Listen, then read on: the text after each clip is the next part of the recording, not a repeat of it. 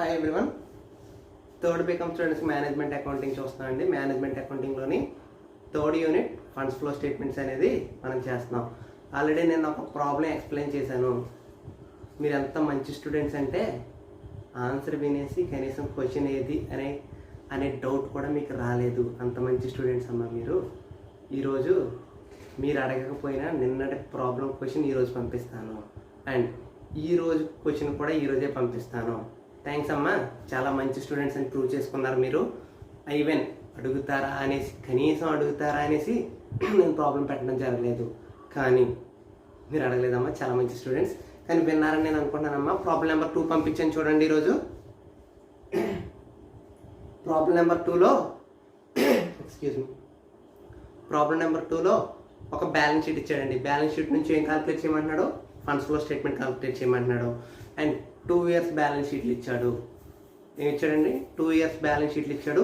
కింద నోట్ అని పెట్టేసి ఒకటి రాశానండి, depreciation on furniture and machinery something ఏదో రాశాను, ఒకసారి చూడండి. అది డిప్రిసియేషన్ యాక్చువల్గా ఎక్కడ ఉంటుందండి? డిప్రిసియేషన్ అనేది ప్రాఫిట్ అండ్ లాస్ అకౌంట్లో డెబిట్ సైడ్ ఉంటుంది, ఎక్స్పెన్సెస్ వైపు. కానీ మనకి ప్రాఫిట్ అండ్ లాస్ అకౌంట్ ఇవ్వకుండా ప్రాబ్లానికి కావలసిన ఇన్ఫర్మేషన్ మాత్రమే ఇచ్చాడు, as well as balance sheet ఫుల్గా ఇచ్చాడండి. ఫస్ట్ మనం ఏం చేయాలండి? ఫండ్స్ ఫ్లో స్టేట్మెంట్ చేయాలంటే statement of changes in working capital calculate చేయాలి. వర్కింగ్ క్యాపిటల్ చేంజెస్ కాల్కులేట్ చేయాలంటే మనం ఏం చేయాలి? కరెంట్ అసెట్స్ని, కరెంట్ లైబిలిటీస్ని, ఫిక్స్డ్ అసెట్స్ని, ఫిక్స్డ్ లైబిలిటీస్ని డివైడ్ చేసి వర్కింగ్ క్యాపిటల్ మేనేజ్మెంట్లో మనం ఏం తీసుకోవాలి?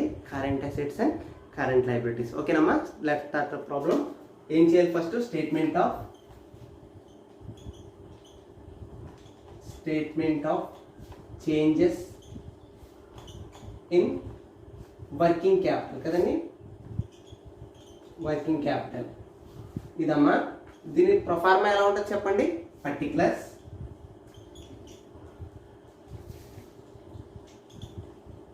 Starting year. ఇక్కడ స్టార్టింగ్ ఏంటండి? 2019. నెక్స్ట్ 20. ఇంక్రీజ్ ఆర్ డిక్రీజ్, ఇదే కదండి. ఓకే, ఇక్కడ ఫస్ట్ ఏం తీసుకోవాలి? Current assets. ఆల్రెడీ డివైడ్ చేసి రాసుకోండి అమ్మా. కరెంట్ అసెట్స్ ఏంటి, కరెంట్ లైబిలిటీస్ ఏంటి అనేసి బ్యాలెన్స్ షీట్లోని ఐటమ్స్ని. సో కరెంట్ అసెట్స్ రాసుకోండి.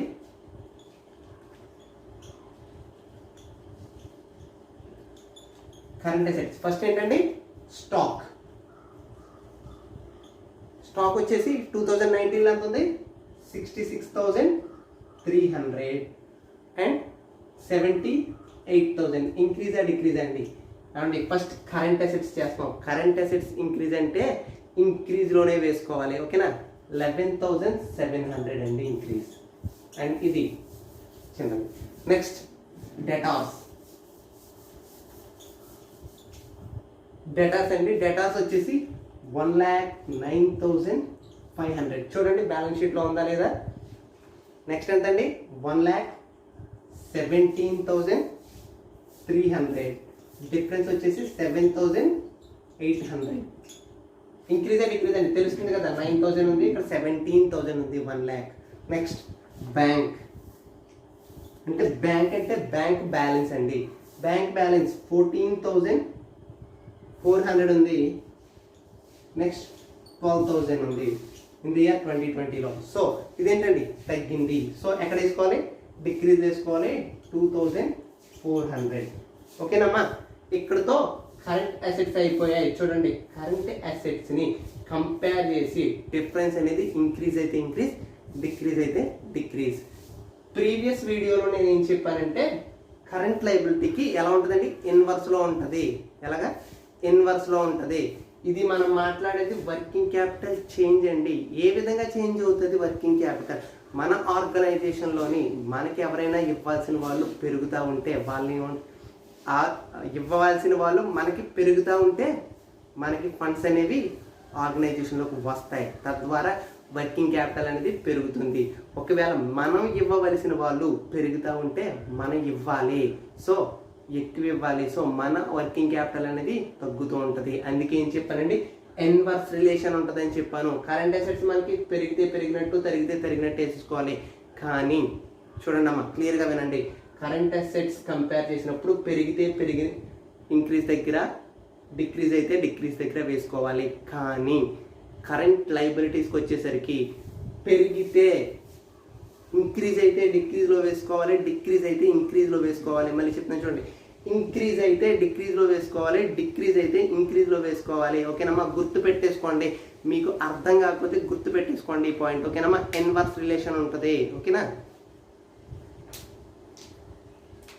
ఏంటంటే next current liabilities.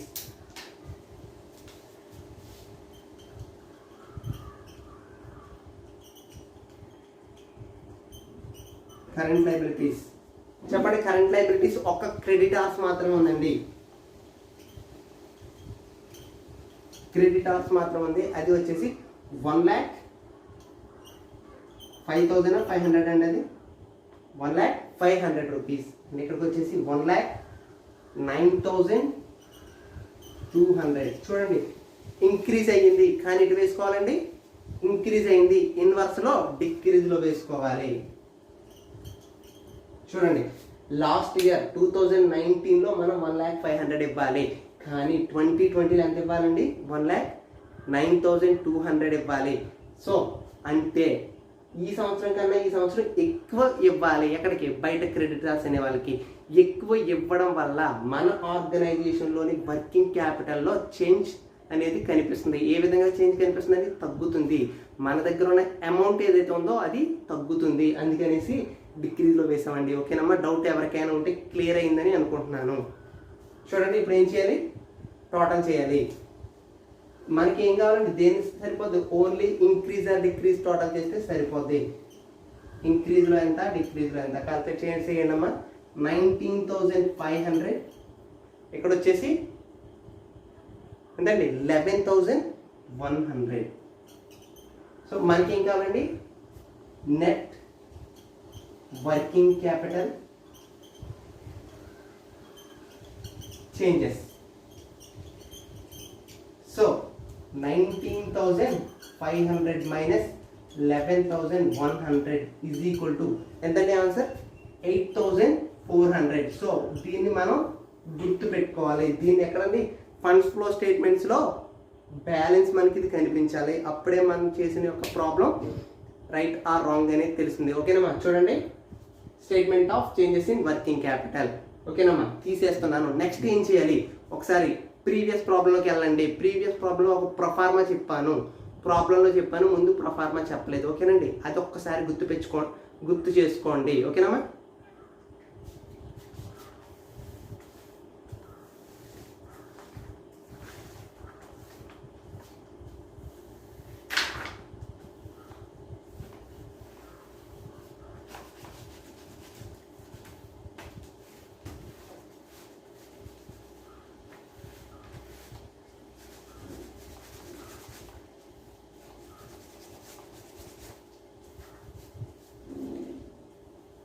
Calculation of ఏంటండి?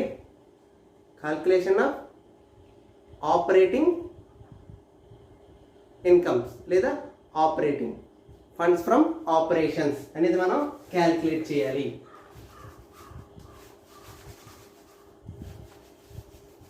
ఆపరేషన్స్ అంటే ఏంటండి? Activities which are done by our organisation or activities which are done by organisation. అంటే ఆర్గనైజేషన్ చేస్తున్న పని నుండి వచ్చిన ఆదాయం. నేను రిటైన్డ్ ఎర్నింగ్స్ అని చెప్పాను కదండి, గుర్తుందా? Retained earnings for the ending year అని చెప్పానండి. ఏం చెప్పాను? ఓకేనమ్మా, ప్రాబ్లం చూద్దాం. ఫండ్స్ ఫ్రమ్ ఆపరేషన్స్ అనేది క్యాల్కులేట్ చేయాలి. Funds from operations.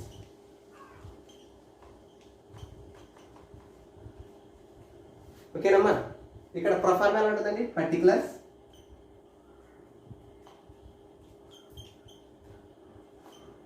ఇన్నర్ కాలం అంతే కదండి, అండ్ అవుటర్ కాలం. చెప్పండి, ఇప్పుడు ఏం తీసుకోవాలి? నిన్న రిటైన్డ్ ఎర్నింగ్ తీసుకున్నాను, కానీ ఈరోజు ప్రాబ్లంలో రిటైన్డ్ ఎర్నింగ్స్ ఉన్నాయా? లేవు. So balance of profit as on year ending అంటే 2021కి ప్రాఫిట్ అనేది తీసుకోవాలి. ఓకేనమ్మా, ప్రాఫిట్ ఏదండి 30/12/2020 ఇదే కదండి సెకండ్ ఇయర్ మనకి, ఇదే కదా సెకండ్ ఇయర్ అండి, ఎండింగ్ ఇయర్. నిమిషం అండి,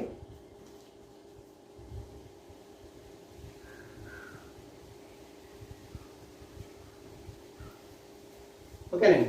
ఎంతండి అమౌంట్ ఎంతది 62,400 ఉంటుంది చూడండి అమ్మా, ఆల్రెడీ 62,400 ప్లస్ ఏం చేయాలి, నాన్ ఆపరేటింగ్ ఎక్స్పెన్సెస్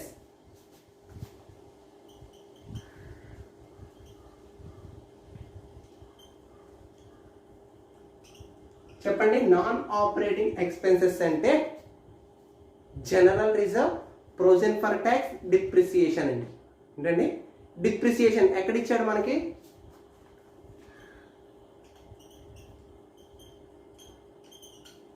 అమ్మా డిప్రిసియేషన్ అనేది ఆపరేటింగ్ ఎక్స్పెన్సా నాన్ ఆపరేటింగ్ ఎక్స్పెన్సా, ఒకసారి దీని గురించి మాట్లాడండి.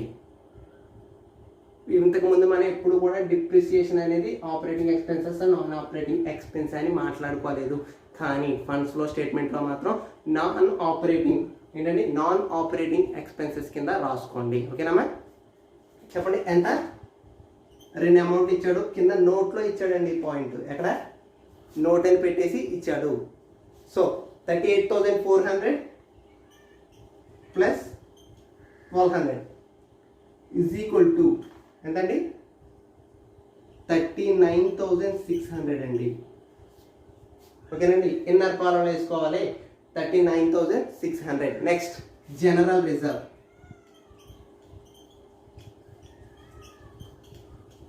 జనరల్ రిజర్వ్ ఎంతండి 9,000. నిజంగా ప్రాబ్లం ఇచ్చాడమ్మా, జనరల్ రిజర్వ్ అనేది ఇచ్చాడు. కానీ చూడండి మనం ఏం చేస్తున్నాం, డిఫరెన్స్ వేసుకున్నాం, అవునా కదా. ఫస్ట్ ఎంతండి 2019లో 18,000 ఉంది, అది 20కి వచ్చేసరికి ఎంత అయింది 27,000 ఉంది, ఇంక్రీజ్ అయింది. సో అది ఎక్స్పెన్స్ కాబట్టి జనరల్ రిజర్వ్ కింద ఎక్స్పెన్సెస్ నాన్ ఆపరేటింగ్ ఎక్స్పెన్సెస్లో వేసుకున్నాం 9,000, డిఫరెన్స్ వేసుకున్నాం. నెక్స్ట్ ప్రొవిజన్ ఫర్ ట్యాక్స్,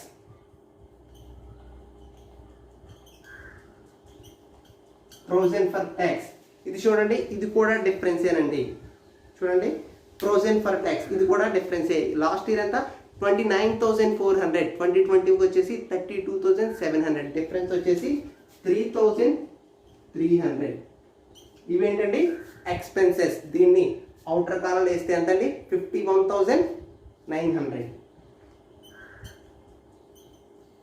దీన్ని ఏం చేయాలండి, యాడ్ చేయాలి. యాడ్ చేస్తే 1,14,300 వచ్చింది. ఇందులోంచి ఏం తీసేయాలండి, less non operating expenses add చేసాం. ఏం తీసేయాలి, నాన్ ఆపరేటింగ్ ఇన్కమ్స్.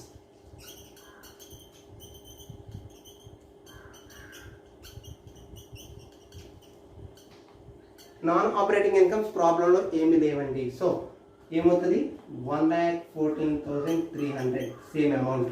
అండ్ ఇందులోంచి ఏం తీసేయాలండి, ఫస్ట్ ఇయర్ చెప్పండి, ఫస్ట్ ఇయర్ ఓపెనింగ్ బ్యాలెన్స్ లేదా ఏం తీయాలండి, ఫస్ట్ ఇయర్. మన ఇక్కడ ఆల్రెడీ ప్రాఫిట్ అనేది 2020 ప్రాఫిట్ తీసుకున్నాం కాబట్టి ఇందులోంచి 2019 ప్రాఫిట్ తీసేయాలి. ప్రాఫిట్ ఫర్ ది ఇయర్ 2019 ఎంతండి, అమౌంట్ వచ్చేసి 58,500. తీసేస్తామా 55,800 అండి. ఇదేంటి మనం ఏం కాల్కులేట్ చేద్దామండి, ఫండ్స్ ఫ్రమ్ ఆపరేషన్స్. ఓకే,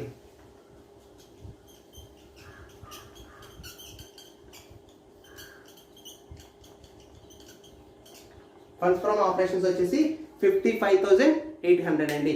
ఈ 55,800 మనం ఎక్కడ వేసుకోవాలి, తీసుకెళ్ళి ఫండ్స్ ఫ్లో స్టేట్మెంట్లో సోర్సెస్ సైడ్ వేసుకోవాలా, అప్లికేషన్ సైడ్ వేసుకోవాలా, సోర్సెస్ సైడ్ వేసుకోవాలి. అంటే ఎక్స్క్యూజ్ మీ, మన ఆర్గనైజేషన్లో ఆపరేషన్స్ చేయడం వల్ల వచ్చిన ప్రాఫిట్ ఎంత అండి, ప్రాఫిట్లో డిఫరెన్స్ అండి ఇది.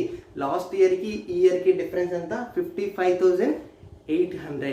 లాస్ట్ ఇయర్కి ఈ ఇయర్కి డిప్రిసియేషన్లో డిఫరెన్స్ ఎంత 39,600 and general reserve 9,000 difference, provision for tax 3,300. అమ్మ ఇది డిఫరెన్స్ అని అనుకోవాలి కదండి. వాడు ఏం చెప్పలేదు, మనకి ప్రాఫిట్ అండ్ లాస్ ఇవ్వలేదు, అందుకే దీన్ని అజంప్షన్ తీసుకొని మొత్తం డిఫరెన్స్ అని అనుకున్నాం. ఓకేనమ్మా, 39,600. ఇది కూడా మీకు ఫోటో తీసి మీ గ్రూప్లో పెట్టడం జరుగుతుంది. ఈరోజు పెడతానమ్మా, ఎందుకంటే మీరు ఎలాగ అడగట్లేదు కాబట్టి ఈరోజు నేనే పెట్టేస్తాను. ఓకేనా, తీసేస్తున్నానమ్మా. ఫండ్స్ ఫ్లో స్టేట్మెంట్ అమ్మ, మనకు already current assets and current liabilities తీసుకొని డివైడ్ చేసిన కరెంట్ అసెట్స్కి కరెంట్ లయబిలిటీస్కి సంబంధించినవన్నీ చేసేసాం. ఇప్పుడు మనం ఏం చేయాలండి, ఫిక్స్డ్ అసెట్స్ రూపంలో మనకి ఏమి వచ్చాయి, ఏ డబ్బులు వచ్చాయి, ఎక్కడ ఇన్వెస్ట్ చేయడం వల్ల మన డబ్బులు అనేవి ఖర్చు అయ్యాయి, ఎక్కడ ఇన్వెస్ట్మెంట్స్ అమ్మడం వల్ల మనం ఏ సోర్సెస్ వల్ల మన ఆర్గనైజేషన్కు డబ్బులు వచ్చాయి, ఏ సోర్సెస్ వల్ల మన ఆర్గనైజేషన్లోంచి డబ్బులు వెళ్ళిపోయాయని అక్కడ చూపించాలండి. ఫండ్స్ ఫ్లో స్టేట్మెంట్లో చూపించాలి. మనం ఇప్పటి వరకు ఏం చేసాం, వర్కింగ్ క్యాపిటల్ చేంజెస్ కనిపెట్టాం అండ్ ఇక్కడ ఆపరేటింగ్ ఫండ్ కనిపెట్టాం. ఆపరేటింగ్ ఫండ్ ఇది ఎక్కడ ఉంటుందండి, ఫండ్స్ ఫ్లో స్టేట్మెంట్లో వేయాలి. తీసేస్తున్నానమ్మా.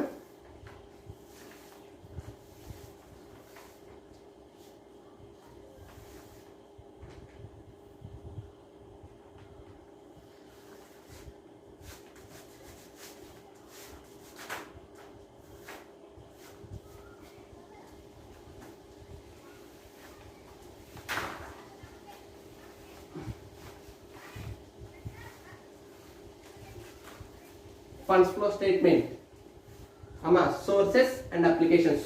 సోర్సెస్ ఎటువైపు ఉంటాయి, అప్లికేషన్స్ ఎటువైపు ఉంటాయి. ప్రొఫార్మా గుర్తుంది కదా, అదే విధంగా కాదండి, వేరే విధంగా కూడా చేయొచ్చు. ఈ వీడియోలో మీకు వేరే విధంగా చేసి చూపిస్తాను అండ్ మీకు పంపించేది మాత్రం వేరేది పంపిస్తానండి. మీకు ఆల్రెడీ ప్రొఫార్మా ఏదైతే పంపిస్తానో అది పంపిస్తాను, కానీ వేరే విధంగా కూడా ఫండ్ ఫ్లో స్టేట్మెంట్ అనేది చేయొచ్చు. చూపిస్తాను చూడండి. సారీ అమ్మా, sorry for the disturbance.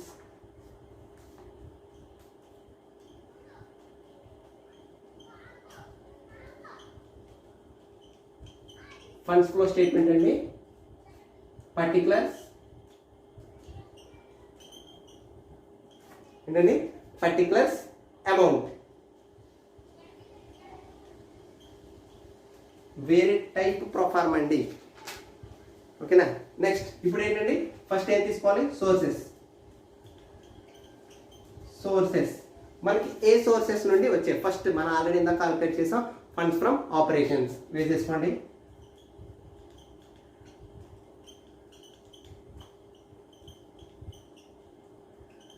Funds from operations ఓకేనండి, ఎంత 55,800.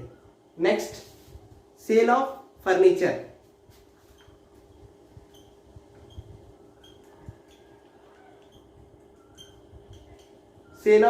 వచ్చేసి 1,500 అండి.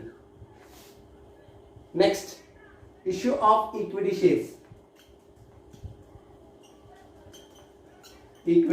షేర్స్ ఎంతండి, 1,20,000. ఓకేనమ్మా. షేర్ ప్రీమియం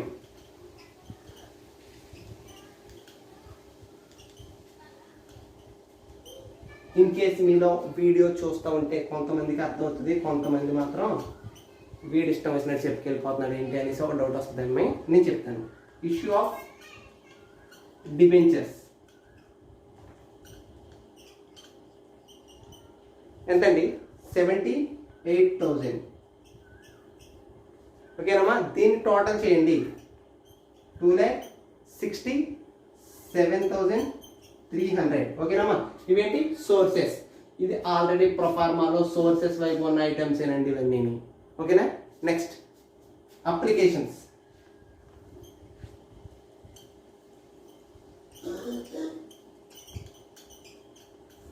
అప్లికేషన్స్ అంటే మనం ఏ మార్గాల వల్ల అమౌంట్ అనేది ఖర్చు పెట్టాం. పర్చేజ్ ఆఫ్ బిల్డింగ్,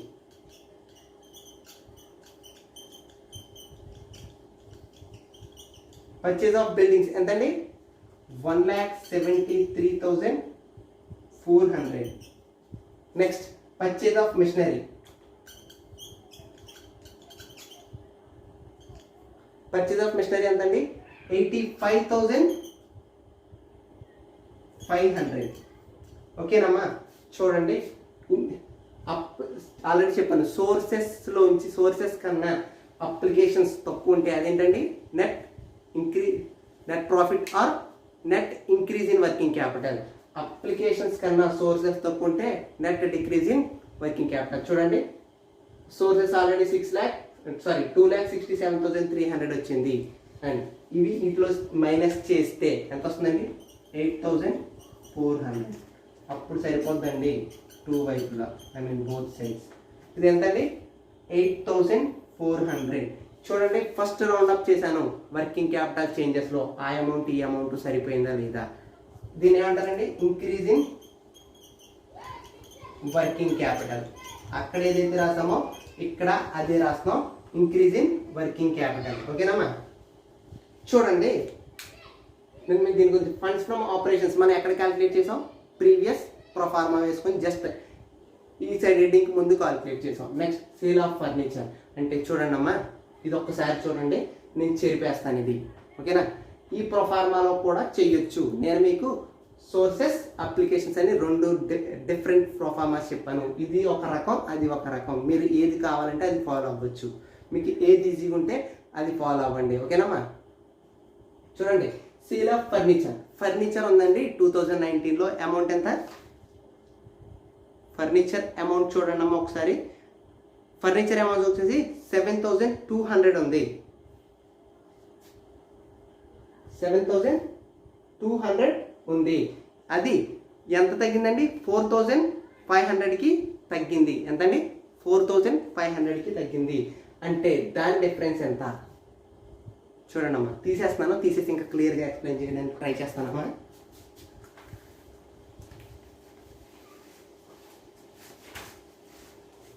ఫర్నిచర్ అనేది మనకి ఎసెట్టా లైబిలిటీ అండి. అసెట్ మనం ఫర్ ఎగ్జాంపుల్ ఫర్నిచర్ అకౌంట్ మనం వేసినట్లయితే మనకి ఫిక్స్డ్, ప్రీవియస్ ప్రాబ్లం చెప్పలేదమ్మా భయపడతారనేసి ఈజీగా డిఫరెన్స్ వేసుకోండి అని చెప్పాను. కానీ వర్కింగ్ నోట్ అని పెట్టి మనం ప్రతి ఫిక్స్డ్ అసెట్ ఏంటండి వర్కింగ్ నోట్ అని పెట్టి ప్రతి ఫిక్స్డ్ అసెట్స్ని బ్యాలెన్స్ చూపించాలి. ఈరోజు మీకు ఇచ్చే వర్క్ ఏదైతే ఉందో అదేనమ్మా. చూడండి ఫర్నిచర్ అండి, ఫర్నిచర్ అకౌంట్ ఏ విధంగా ఉంటుందండి, ఇలాగే కదా. ఇది డెబిట్ సైడ్ అండ్ ఇది క్రెడిట్ సైడ్. ఓపెనింగ్ బ్యాలెన్స్ అంటే 2019కి సంబంధించి ఏంటండి 2019కి సంబంధించి 31/12/2019లో ఓపెనింగ్ బ్యాలెన్స్ ఎంత అండి ఫర్నిచర్. ఓపెనింగ్ బ్యాలెన్స్ ఎంత చూడండి ప్రాబ్లంలో ఒకసారి 7,200 అండి. అండ్ అదే సంవత్సరం నెక్స్ట్ 31/12/2019 డిప్రిసియేషన్ ఎంత చెప్పాడండి డిప్రిసియేషన్ 1,200 చెప్పాడా లేదమ్మా. సో బ్యాలెన్స్ చేయండి ఒకసారి.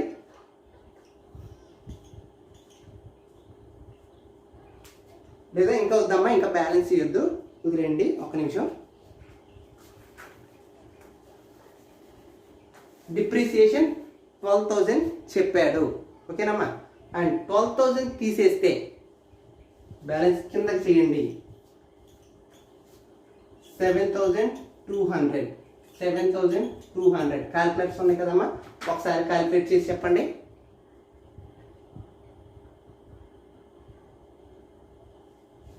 నెక్స్ట్ క్లోజింగ్ బ్యాలెన్స్ కూడా చెప్పండి అమ్మా. 31/12/2020కి క్లోజింగ్ బ్యాలెన్స్ ఎంత ఉంది మన బ్యాలెన్స్ షీట్లో 4,500 ఉంది. సరిపోయిందమ్మా. చూడండి 7,200 ఉంది. ఎప్పుడు ఓపెనింగ్ 19 అమ్మా. ఓపెనింగ్ 7,200 ఉంది. అసెట్ వాల్యూ అసెట్ అకౌంట్లో డెబిట్ సైడ్ ఉంటుంది, అవునా కాదా? అవును. సో 7,200 వేసాను. అండ్ ఆ ఇయర్ డిప్రిసియేషన్ ఎంత చెప్పామండి 12,000 చెప్పాం. సారీ 1,200 చెప్పాం. 1,200 తీసేస్తే ఫర్ ఎగ్జాంపుల్ చూస్తున్నానమ్మా 7,200 నుంచి 1200 తీసేస్తే 6000 ఉండాలి. అసెట్ వాల్యూ ఎంత ఉండాలి?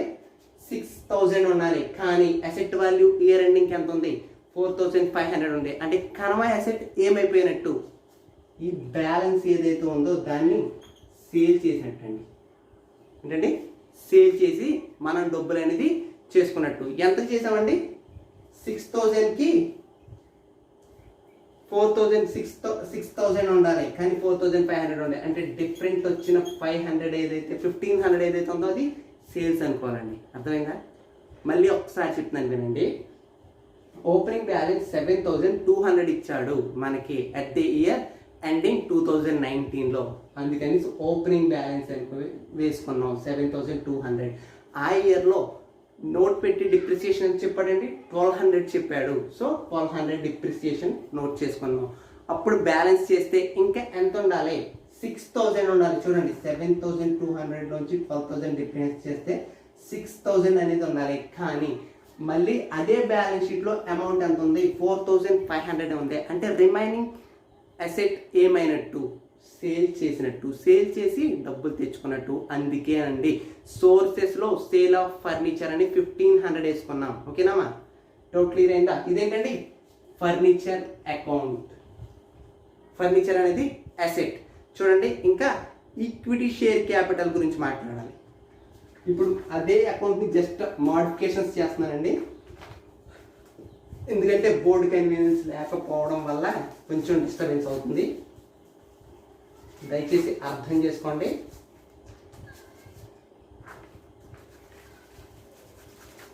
క్యాపిటల్ బ్యాలెన్స్ అనేది ఫర్నిచర్ కాబట్టి, అసెట్ కాబట్టి డెబిట్ సైడ్ ఉందండి.